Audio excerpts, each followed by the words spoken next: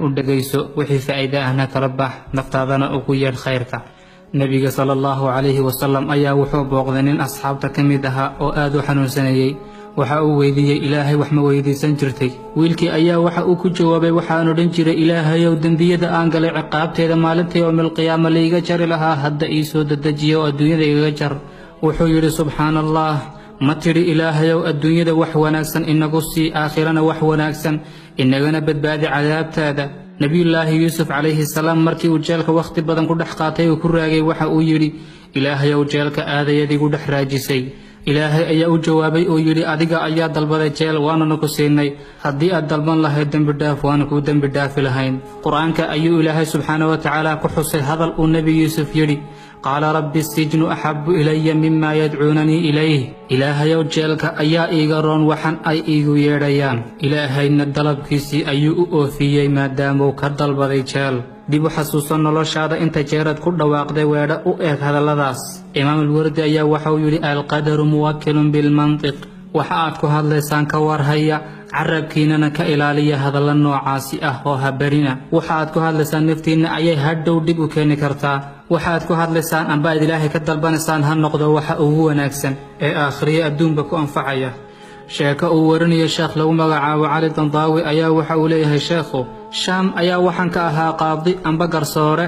maalin maalmaha ka mid ah ay ahayd wakhti ay cadceeddu sii dhacday ayaa waxa aan wada soconnay niman saaxiibaday ah. annaga oo dariiqa soconna ayaa waxa aan dareemay daal iyo culays saa'id ah. waxa aan damcay inaan adkaysto oon la sii socdo saaxiibaday balse waan awoodi waayey. kadib ayaa waxaan ku yidhi iska sii socda, anigu meeshan ayaan ku yaro leexanaya oo hawada ayaan qaadanayaa. markii aan ka leexday ayaa waxa aan maqlay gurxan iyo ooyin dhegahayga ku soo dhacaysa. markii aan u sii dhowaaday ayaa waxaan arkay gabadh foorarta oo oohinaysa isla markaana ilaahay baryaysa. waan ku dhowaaday oo waxaan idhi walaalay maxaa kugu dhacay oo sidankaaga oohinaya? waxa ay tidhi saygaygu amba ninkaygu waa nin xun oo daalim ah. gurigii ayuu iga soo eriyey, carruurtiina wuu iga reebtay, xataa iima oggola inaan soo eego. aniguna ma haysto hoy iyo cid aan u tago. qaadigii ayaa waxa uu ku yidhi oo dacwadaada maxaad ugu gudbin weyday qaadiga magaalada?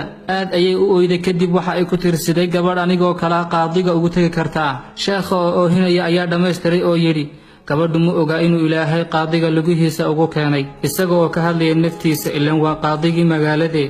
ilaaha ayaa wakhtigaa madow ee habeennimada ah qaadiga lugihiisa ku horgeeyay gabadhaas, isla markaana uu isaga laftiisu weydiinayo gabadha waxa ay u baahan tahay. gabadhaasi sidaas ugu dhibaataysnayd ducadii ilaahay weydiisatay ilaahay wuu aqbalay. qof walba oo dhibaato dareemaya oo u malaynaya inay adduunyada ku xidhantay gacanta koru taago, ilaahay weydiiso wax aad u baahan tahay oo hays odhan sidee xal loo gaadhi karaa oo kuwan umuurihii isku qasmay. ka farxi qalbigaaga, ogow markaad dhibaato u samirto kadib inuu jiro shay ku ilowsiin doona dhibaatada aad soo martay. ilaahayow qof walba oo farriintaydaasi furay ee maqlay ilaahow barakee oo cirka iyo dhulka oga fur arsaaq uu ku farxo. qof walba oo sii sheergareeya oo sii faafiyana ilaahow jannadaada xisaab la'aan ugu nimcee. ilaahayow waxa uu haminayana u fududee isaga iyo dhammaan muslimiinta dunida ku dhibaataysan.